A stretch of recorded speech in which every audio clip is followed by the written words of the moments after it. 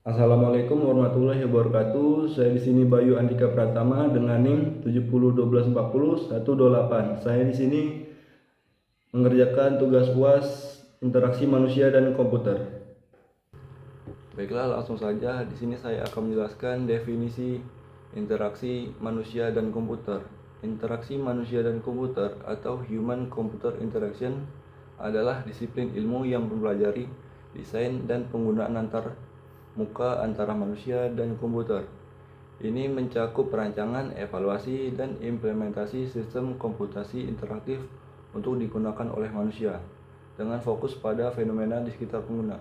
Intinya, IMK berfokus membuat teknologi menjadi intuitif, efisien, dan menyenangkan bagi penggunanya. Ini bukan hanya tentang bagaimana kita mengoperasikan komputer, tetapi bagaimana komputer dapat memahami dan beradaptasi dengan kebutuhan serta cara berpikir kita, menciptakan pengalaman yang mulus dan alami.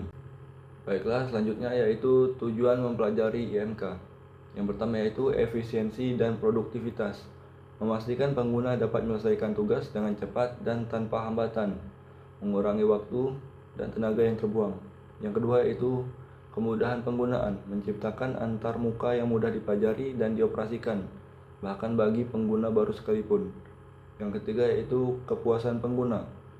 Membangun sistem yang tidak hanya fungsional tapi juga menyenangkan, membuat pengguna merasa nyaman dan puas saat berinteraksi. Yang terakhir yaitu pengalaman pengguna, mendesain seluruh perjalanan pengguna dari awal hingga akhir agar positif dan efektif. Baiklah, selanjutnya manfaat mempelajari IMK, yaitu pengembangan produk lebih baik. Dengan pengembangan IMK, produk yang dihasilkan akan lebih relevan dengan kebutuhan pasar dan memiliki daya saing yang tinggi. Berikutnya, peningkatan kepuasan pelanggan. Sistem yang mudah digunakan dan efisien akan meningkatkan loyalitas pelanggan. Berikutnya, penggunaan biaya latihan dan dukungan. Antarmuka yang intuitif mengurangi kebutuhan akan pelatihan ekstensif dan pertanyaan dukungan teknis. Peningkatan akseptabilitas pengguna.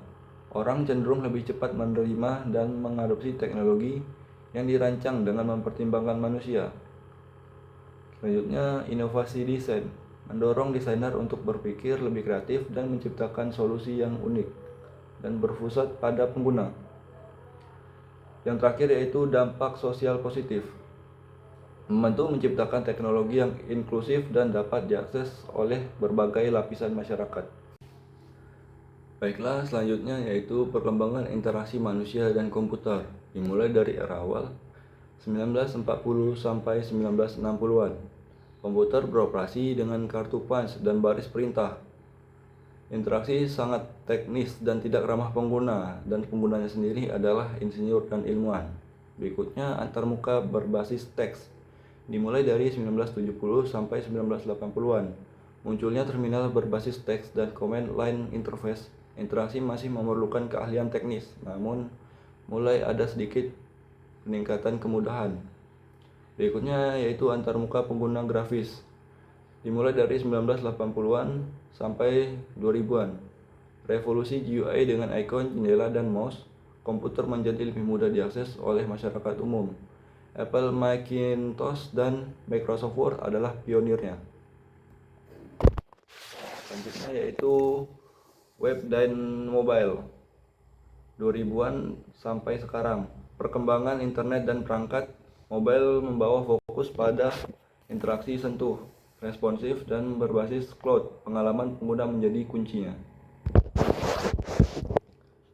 Berikutnya, interaksi alami dan AI, yaitu di masa depan. Tren ke arah antarmuka suara, gestur, dan realitas virtual atau augmented, dan interaksi yang didukung kecerdasan buatan, membuat interaksi semakin mirip dengan percakapan manusia.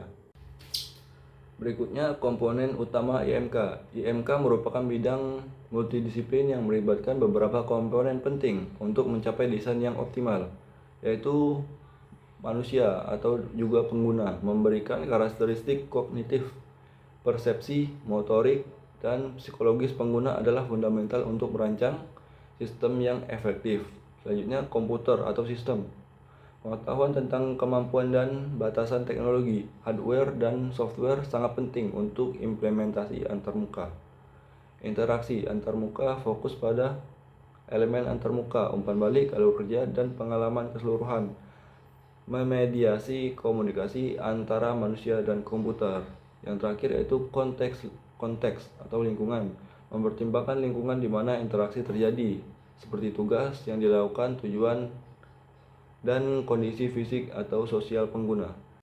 Baiklah, kesimpulannya yaitu interaksi manusia dan komputer adalah bidang vital yang terus berkembang, menjembatani kesenjangan antara manusia dan teknologi. Dengan memahami prinsip-prinsip IMK, kita dapat menciptakan sistem yang tidak hanya fungsional, tetapi juga intuitif, efisien, dan menyenangkan untuk digunakan.